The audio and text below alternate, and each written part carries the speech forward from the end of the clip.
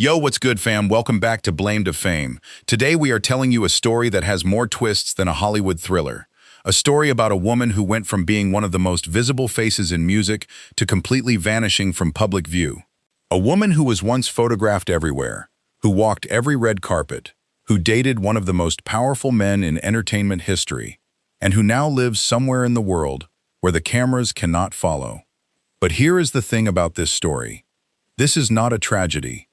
This is not a fall from grace. This is a story about survival, about courage, about a woman who was broken down for over a decade and then found the strength to not just rebuild herself, but to take control of her own narrative in a way that no one expected.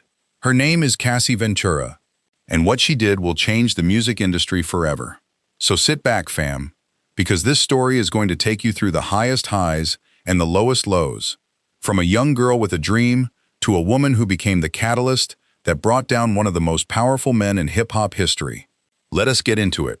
Part 1. The Rise. Let us start at the beginning, because to understand where Cassie is now, you have to understand where she came from. Cassandra Elizabeth Ventura was born on August 26, 1986, in New London, Connecticut. Her background is mixed and beautiful. Her father is of Filipino and African-American descent. Her mother is of Mexican and West Indian heritage. She grew up with a look that the entertainment industry would spend years trying to define, and a talent that was real from the very beginning. She could sing, she could model, she had presence. In a world that rewards all three at once, she was always going to get a shot.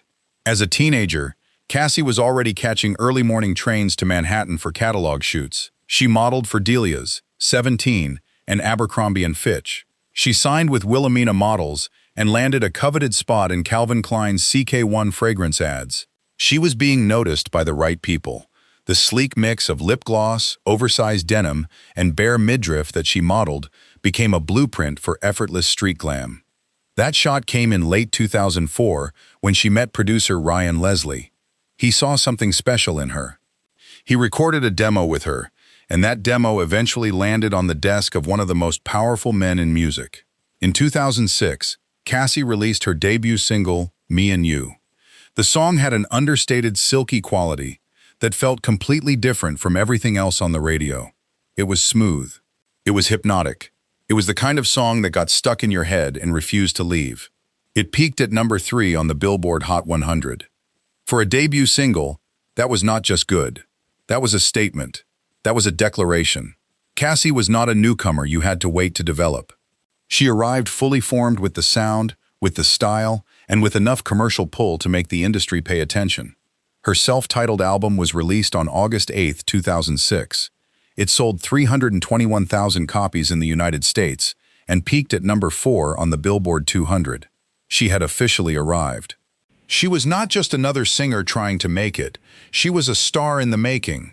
But Cassie was not content to just be a singer. In 2008, she made her acting debut as Sophie Donovan in the dance film Step Up 2, The Streets. She also sang the lead single, Is It You, on the Step Up soundtrack. She was closing Dior beauty launches, starring in GQ editorials, and appearing in Kanye West's Stronger video. Hollywood had come calling, and she was delivering on every front. She was everywhere. She was doing everything. And she was doing it all while still in her early 20s. But there was one person who was paying the closest attention to her rise. A man named Sean Combs. You know him better as Diddy. Part 2, The Mogul and the Rising Star. Cassie signed with Bad Boy Records and began her professional relationship with Combs. What started in the music business eventually became personal. By 2007, Cassie and Combs were in a romantic relationship. From that point forward, for 11 years, her life and his life became deeply intertwined in ways the public could see and in ways that would not become clear until much later. The relationship attracted enormous attention. Combs was not just a rapper or a producer. He was a mogul. He had built Bad Boy from scratch, turned it into a cultural institution, launched the careers of some of the biggest names in the genre, and accumulated the kind of wealth and influence that made him almost untouchable in certain circles. Cassie, meanwhile, was a rising star whose music career and public identity increasingly became connected to his world. They appeared together at major events. They were photographed together constantly. For years, the public saw them as one of the defining power couples in the entertainment industry. Cassie described falling in love with him after a trip to Miami. She testified later that she was his little shadow. It was her first adult relationship, and she loved him very much. But behind that image, something very different was happening. Something that the world would not learn about for years. Part 3. The Decade of Darkness. The relationship lasted just over 10 years, and over time, according to Cassie's testimony, Combs became abusive and controlling. She later testified that simply making the wrong face could result in her being hit in the face. She told the jury that he would hit and kick her, drag her by the hair, and stomp on her head. When she was asked how frequently the abuse occurred, her response was chilling, too frequently. But the physical violence was only part of the story. The prosecution's case against Combs centered on what they called freak-offs. These were drug-fueled sexual encounters that Combs allegedly forced and coerced women to participate in. Cassie was one of those women. She testified that the relationship was defined not by partnership, but by control, coercion, and fear. She described a relationship where every aspect of her life was controlled. Her career, her finances, and her very body were all subject to his whims. When Combs first proposed that Cassie take part in freak-offs, she testified that her stomach fell. She was confused and nervous. But she also loved him very much, so she wanted to make him happy. The freak-offs involved hiring escorts and setting up experiences so that she could perform for Combs. The performance involved him being able to watch her with other people and direct them with what they were doing sexually. Initially, Combs arranged everything, but ultimately, Cassie was tasked with setting up the encounters, even though pretty quickly she knew it was something she did not want to be doing. The encounters continued because she felt she had no choice. She testified, "I didn't know what no would turn into." She feared both blackmail and physical violence. It was always in the back of her mind that she would somehow be hurt by him. The freak-offs were not just casual encounters. They were orchestrated events that could last for days. Cassie testified that the longest freak-off she was involved in lasted 4 days. Others took anywhere from 36 to 48 hours. Drugs were always involved. She used marijuana, ketamine, and GHB. She testified that she used drugs as a way to not feel it for what it really was. Having sex with a stranger that she did not really want to be having sex with. She described herself as an object being heavily objectified by men. She just wanted it to be over. The escorts were hired through various services, including Craigslist, Backpage, and a service called Cowboys for Angels. Combs tasked her with hiring them and approved each one. He preferred that they be black men. She was instructed to tell them that her husband was into voyeurism and wanted to see her with another man. The escorts were paid between $1,500 and $6,000 for their services. Some were flown to different locations specifically to have sex with Cassie. Freak-offs became a job where there was no space to do anything else but to recover and just try to feel normal again. The trauma was so consuming that it derailed her R&B career entirely and left her in a mental state so dark that she described feeling suicidal. She testified that fear, financial dependency, and the sheer size of his power made it feel impossible to leave. Cassie's career, which had started with such promise, began to fade. After her debut album, she struggled to release new music. In 2008, she released Official Girl featuring Lil Wayne. In 2009, she released Must Be Love featuring Combs and Let's Get Crazy featuring Akon. None of them charted in the United States. The music career that had once seemed so promising had effectively stalled. That is not a coincidence that her testimony does nothing to dispute. The relationship also took a toll on Cassie in ways that would not be revealed until years later.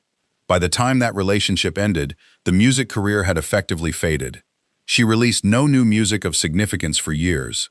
She had become so enmeshed with Combs that her own identity had been subsumed by his. She was no longer seen as an artist in her own right. She was Diddy's girlfriend. She was his partner. She was his shadow. Part 4. The Break and the Silence. The relationship finally ended in September 2018. Cassie left him. But even after the relationship ended, the public conversation about her remained tied to him. Her name rarely appeared without his. Her career was housed under his label. Her social life orbited his world. And even when the relationship was over, the public perception of her remained inextricably linked to the man who had controlled her for over a decade. But what Cassie did next would change everything. Not just for her, but for the entire music industry. In November 2023, Cassie Ventura filed a federal civil lawsuit against Sean Combs. The allegations in that lawsuit were severe. She accused him of assault, physical violence, and trafficking. She described a relationship defined not by partnership, but by control, coercion, and fear. The lawsuit laid out in significant and detailed language allegations of abuse that she said spanned the duration of their time together. The response from Combs' legal team was immediate denial. But then something remarkable happened. The lawsuit was settled within 24 hours of being filed. Cassie would later testify in federal court that the settlement amount was $20 million. This was the first time that figure had been publicly disclosed in a courtroom. The settlement was not an admission of wrongdoing by Combs. That is important to remember. A civil settlement does not equal guilt, but what the lawsuit did do was open a door that could not be closed again. Once Cassie put those allegations on the public record, the conversation around her, around Combs, and around everything people thought they knew about their relationship changed completely. The lawsuit also set off something much larger. Other women and men began to come forward with their own accounts. Attorneys who had been quietly building other cases took notice. Federal investigators who had already been paying attention now had new reason to look closer. Then came the footage. Part 5. The video that changed everything. In May 2024, CNN published hotel surveillance video from 2016. The footage showed Sean Combs physically assaulting Cassie Ventura in the hallway of a Los Angeles hotel. What made the footage so significant was not just that it was disturbing to watch. It gave the public a visual record that aligned directly with what Cassie had described in her lawsuit. There had been allegations. There had been a legal filing. There had been a settlement. But video is different. Video removes the ability to abstract.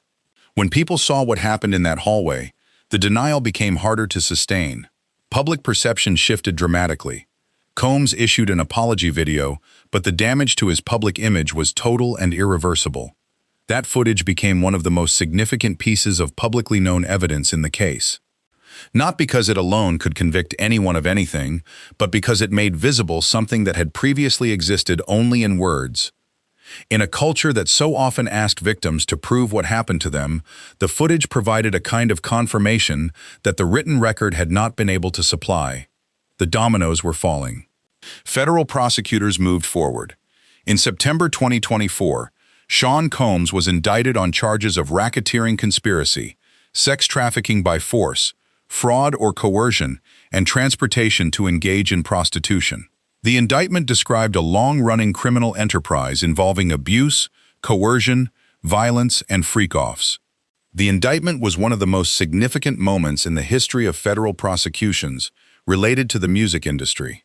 It set the stage for a trial that would put Cassie Ventura at the center of the most public chapter of this entire saga. Part 6. The Witness. The trial began in May 2025, and when it came time for Cassie to take the stand, she was there. But here is something that should stop you in your tracks. She was 8.5 months pregnant when she walked into that courtroom. Let that sink in for a second, fam. 8.5 months pregnant, seated in front of a jury, looking across a courtroom at a man she had once called her partner, and telling them everything. Her testimony was not just about a relationship that had ended. It was a detailed, methodical account of how she alleged Combs weaponized his multi-million-dollar empire to control her life, her career, and her finances from the inside out. She testified for approximately 4 days. And over the course of that testimony, she laid bare the raw details of a decade of abuse. She described the beatings. She described the freak-offs. She described the drugs. She described the fear. She testified that she was coerced into drug-fueled multi-day sexual performances with male escorts, while Combs allegedly filmed them. She described how fear, financial dependency, and the sheer size of his power made it feel impossible to leave. She explained why she did not say no. "I just didn't want to make him upset," she testified. "I just didn't want to make him angry and regret telling me about this experience that was so personal." She described how the trauma was so consuming it derailed her R&B career entirely and left her in a mental state so dark she described feeling suicidal. "I can't carry this anymore," she told the court. "I can't carry the shame, the guilt." The cross-examination was brutal. Defense attorneys challenged her credibility, her recollections, and her motivations. They questioned the timeline. They questioned the nature of the relationship. They projected explicit texts in which she appeared enthusiastic, suggesting she was a willing participant. Cassie countered that she often echoed whatever placated him. Consent wasn't really an option, she testified. Toward the end of her second day of testimony, she delved into the years following her breakup with Combs. She said she had been involved in writing a book about her experience. She wanted Combs to read it so he would understand what she went through. She said she reached out to him through her lawyer, asking him to read the draft and offer compensation. She put a $30 million price tag on him acquiring the rights to her book. After he allegedly failed to respond, she sued him in November 2023. But here is the most heartbreaking part. On the final day of her testimony, Cassie was asked if she would give up the $20 million if it meant erasing her worst experiences. She teared up as she confirmed she would. She said, "I would give that money back if I never had to have freak-offs." As she started to sob, she continued, "I would have had agency and autonomy. I wouldn't have to work so hard to get it back." And she did all of this while carrying her son. She had announced the pregnancy in February 2025 with a simple post, just a number 3, and photographs of her baby bump alongside her 2 daughters. In March, she had confirmed on Instagram that she and Alex Fine were expecting a boy. Then, less than 2 weeks after completing her 4 days of testimony, on May 27, 2025, she gave birth. Part 7. The Man Who Stood By Her. Alex Fine was present throughout the trial. He was there for her testimony. He has been, by all available accounts, exactly the kind of partner that the earlier chapter of Cassie's life had not given her. A man who shows up. A man who stands beside her, rather than standing over her. In the days after the testimony and the birth of their son, when the world was still processing everything it had heard from that witness stand, Cassie Ventura and Alex Fine were focused on a new life. A life that had nothing to do with courtrooms or headlines or the man who had once controlled her. A life that was entirely their own. Part 8. The Verdict and the Sentence. The jury returned its verdict on July 2, 2025. And here is where clarity is essential because social media got this wrong. The jury acquitted Sean Combs on the racketeering conspiracy charge and on the trafficking charges. He was convicted on 2 counts of transportation to engage in prostitution. These are federal felonies that carried a real prison sentence, but they are not trafficking convictions. The distinction matters legally, even if it does not change what Cassie described from that witness stand. Cassie's testimony did not result in a trafficking conviction. That is the accurate legal statement. What her testimony did was bring everything she had experienced into a federal courtroom on the public record, in front of a jury, under oath. The jury could believe portions of what she said, while determining that the government had not proven the most serious charges beyond a reasonable doubt. That is how the legal system works. And the mixed verdict reflects the complexity of a trial that included many witnesses, many pieces of evidence, and many contested facts. On October 3, 2025, Sean Combs was sentenced to 50 months in federal prison. That is just over 4 years. The sentence included time already served. Cassie submitted a victim impact statement at that sentencing. She wrote that the relationship had been a horrific decade of her life, stained by abuse, violence, forced sex, and degradation. She told the judge she hoped the sentence would reflect the strength it had taken for victims to come forward. She ended by saying she hoped the decision would consider the many lives that Combs had upended with his abuse and control. And then, as the sentencing was finalized and the headlines moved on, Cassie Ventura began to disappear. Part 9. The Disappearance. Not from life. From view, which is a very different thing. She kept her social media presence minimal. The posts that did appear were quiet. A birthday message for her husband. A few images that shielded her son's face with a heart emoji. Evidence not of absence, but of deliberate privacy. Of a woman choosing what to share and what to protect. And that choice became even clearer in May 2026. A court declaration she had filed became public. The declaration, dated May 1, 2026, was submitted as part of an ongoing civil lawsuit brought by a man named Clayton Howard. Howard is a former male escort who filed a lawsuit against both Ventura and Combs. In that declaration, Cassie stated plainly, "I reside outside of the United States. I do not intend to move back to the United States." She confirmed she is still a United States citizen, but is no longer a California resident. She noted that if the lawsuit were to proceed, it would be more practical for her to appear in New York, where her attorneys are located, rather than in Los Angeles. She did not say where she lives. Her representatives have not disclosed it. No country has been named. And that silence is not an oversight. It is a message. It is Cassie Ventura exercising the one power that nobody in the entertainment industry, in the media, in the courtroom, or in the public conversation had given her for most of her adult life. The power to control her own story. Drop your thoughts in the comments below, because this is a conversation that needs to keep going. If this video hit different for you, hit that like button and make sure you are subscribed to Blame to Fame so you never miss when we drop. We cover the stories that go deeper than the headlines, and Cassie Ventura's story is exactly that. This is Blame to Fame. Stay woke, stay real, and always remember that the truth will set you free.